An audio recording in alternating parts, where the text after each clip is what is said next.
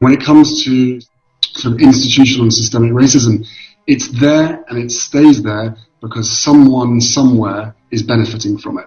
We can't deny or ignore the fact that all of us have been brought up and educated to see the world differently.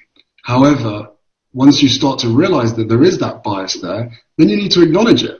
You need to acknowledge it, but then you need to do the work to be able to become more aware so that you can... Exactly what you're saying. Well, and I think so much of what we're seeing as well is that, you know, it's not even in the big moments, right? It's in the quiet moments where racism and unconscious bias lies, and as you've said, lies and hides and thrives. And it's those nuances that I think makes it confusing for a lot of people to understand the role that they play in that, either passively or actively, but I think even more so passively. And so much of what I've come to the understanding of, especially in learning even more about it of late, and obviously having had personal experience with it as well, but in people's complacency, they're complicit. Yeah. And that, I think, is the shift that we're seeing, to go, it's not enough to just be a bystander and saying, well, it wasn't me.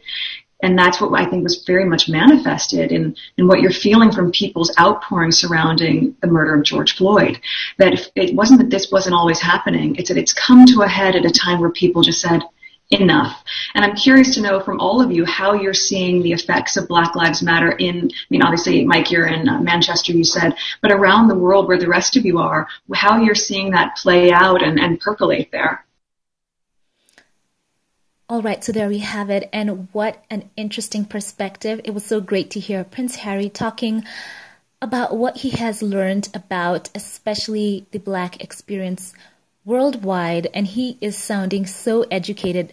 Meghan has been so good for him, and knowing Harry, who has grown up in such a life of privilege as a prince, basically outlining something that is so evident and is so necessary in this time when people are talking about the issues of racial equality, and that's all people want, equality, that's all.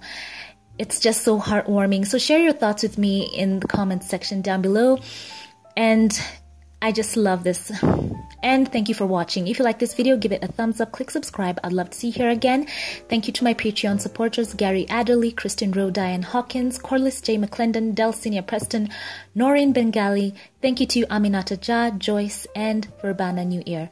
I love you all, and I'll catch you in the next one. Have a blessed one.